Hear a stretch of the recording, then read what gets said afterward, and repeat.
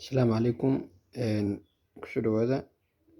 Maanta waxaan rabnaa inaan iPhone-keena markaan meel madow ama si degdeg ah ama message ahaan aan u shidano light-ka inaan isticmaalno gacmaheena khaasa.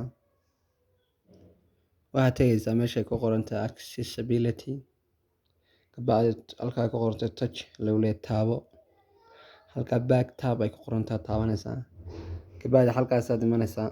Markaa waxaad soo dooranaysaa ay ku qoran tahay flash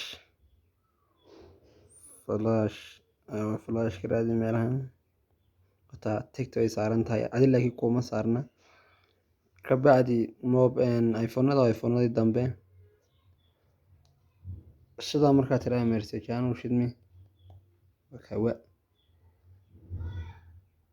haddana waad ku celinaysaa bas. Walillahi alxamdu. Waa intaasba. Markaa laga faa'iidaysto channel-ka noo share gareeya.